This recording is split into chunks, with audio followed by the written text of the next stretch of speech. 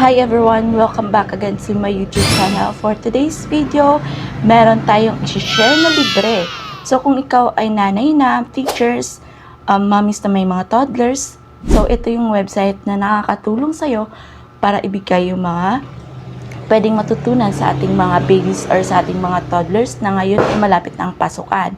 But before anything else, pwedeng paki-share naman or paki-like sa ating YouTube channel, paki-subscribe para marami pa tayong videos na pwedeng ma-upload next time. So ayun na nga yung chika natin for today's ay meron tayong pwedeng matutunan. So itong website na to, pwede natin tong i-visit ngayon.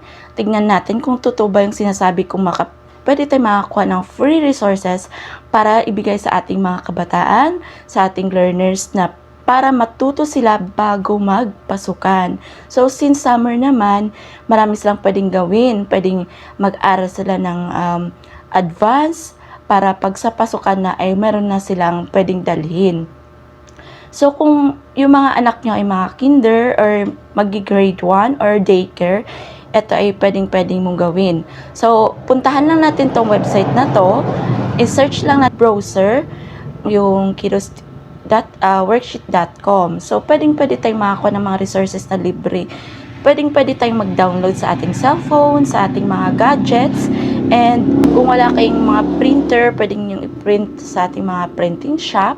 So, since libre lang naman natin makukuha yan, mamili lang kayo kung ano yung resources na gusto nyo.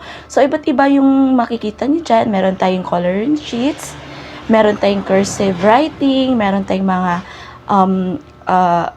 English, math. So, yung mga ganong subject ay pwede nating ibigay sa ating mga anak para maging advanced yung ating learning. So, malaking tulong to, lalong-lalo na kung meron tayong mga anak na mahirap turuan. So, yung mga ganong bagay lang ay tulad ng mga coloring sheets, so matutuwa sila niyan. Since medyo mahal siya pag magbili tayo sa mga national bookstore, mga coloring book. Pero dito, pwede natin na ito makuha ng free. Ipiprint nyo lang yan at pwede nyo na yan siyang hindi ka siya katulad ng ibang site na may bayad. So, meron lang silang logo.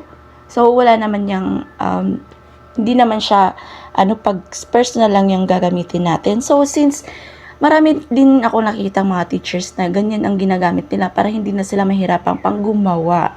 So, hindi na sila isa-isahin pang maggawa kasi meron namang mga libre na sites na pwede nating magamit. So, yun lang. Meron tayong libreng site. So, alam mo na kung anong gagawin mo. Mag-like, mag-share sa ating YouTube channel para susunod, meron pa tayong